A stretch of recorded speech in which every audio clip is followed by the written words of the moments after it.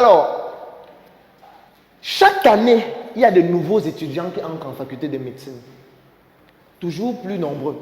On crée de nouvelles facultés. On vient de créer, on est en train de créer une autre au nord, on est en train de créer, on veut créer une autre à l'est. Ça veut dire que dans très peu de temps, il y aura encore un peu plus de médecins qui vont avoir des diplômes et qui vont sortir chaque année. Alors que déjà, ceux qui sont là n'ont pas d'emploi. Je vais vous donner rapidement une conséquence grave que ça entraîne. Du moins, une parmi tant d'autres. La première conséquence, c'est que moi, j'ai des collègues qui touchent 50 000 le mois. Ça veut dire qu'ils travaillent de lundi à vendredi. Ils font 2 gardes par semaine. À la fin du mois, on donne 50 000. Docteur en médecine, 7 ans.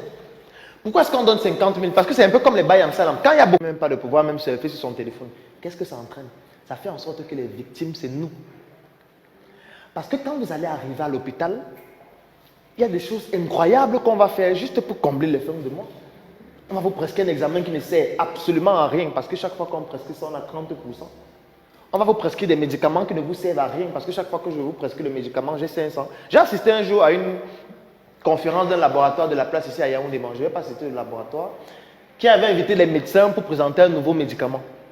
On arrive dans la conférence, il y avait pratiquement 120 médecins.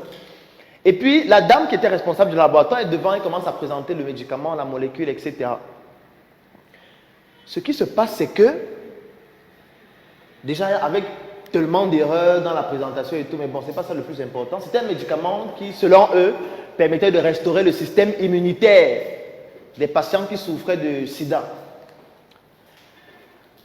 Pendant sa présentation, il y a quelque chose qui m'a choqué. À un moment donné, elle dit que je sais qu'au Cameroun, c'est difficile.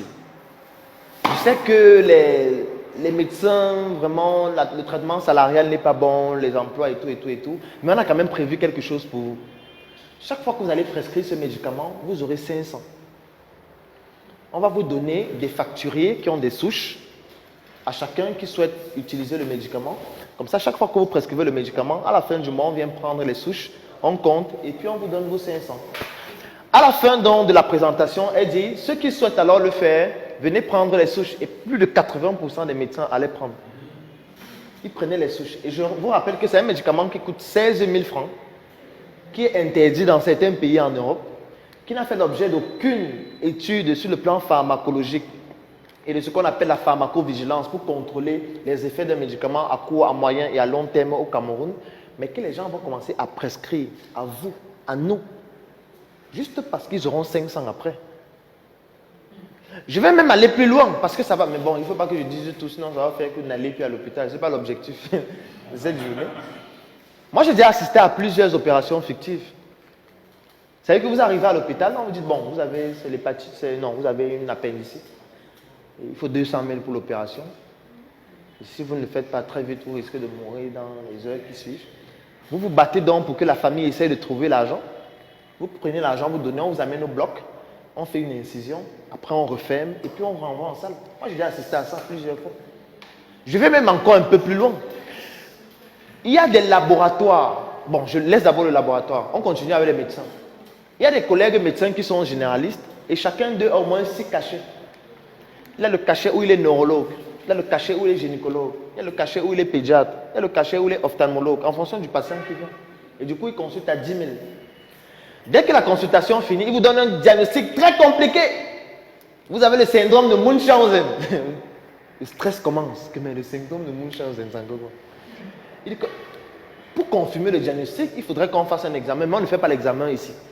Le seul endroit où on fait cet examen, c'est à Yaoundé, au centre Pasteur. Mais pour ne pas vous compliquer la tâche, on a un service d'acheminement des échantillons. Donc on va vous prélever, on va faire analyser là-bas, et puis vous aurez les résultats sous une semaine. Vous êtes dans la détresse. On vient de vous donner un diagnostic, vous n'avez jamais entendu le nom là quelque part. Vous demandez, doc, l'examen c'est combien? On vous dit c'est 50 000. Quand vous payez 50 000, ils ont une infirmière qui vous prélève. Et dès qu'on vous prélève, ils ont les faux imprimés du centre Pasteur, les faux cachets, les faux reçus. On vous fait un faux résultat et on vous donne une semaine après. Je vais encore plus loin. Il y a certains laboratoires au Cameroun que je ne vais pas citer, bien évidemment, où quand vous arrivez pour faire un examen, vous venez, vous dites, je vais peut-être faire la goutte épaisse ou je ne sais pas, le test de je ne sais pas trop quoi. On vous prélève. Dès que vous partez, on ne fait pas l'examen, on écrit le résultat. Il y a plusieurs laboratoires qui le font. Je vais même encore plus loin. Il y a des laboratoires où vous venez, vous deux, peut-être faire le test d'hépatite B. On te prélève, on le prélève.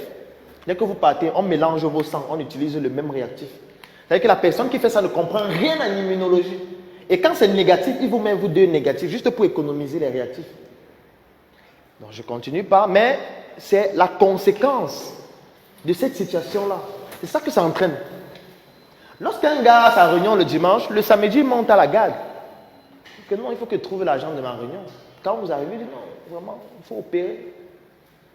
On a mené une étude qui montre que plus de 45% des césariennes qu'on fait aux femmes qui sont enceintes ne servent à rien. Moi, je parle de... Parce que quand on parle, vous avez l'impression que c'est dans l'espace et que ça ne vous concerne pas. Vous arrivez à l'hôpital, vous êtes enceinte, vous pouvez accoucher par voie basse, mais on essaye de trouver des raisons pour que vous passiez à la césarienne. Parce que ça fait en sorte que le médecin a des codes pas à chaque fois qu'on vous opère et que l'hôpital fasse plus d'entrées.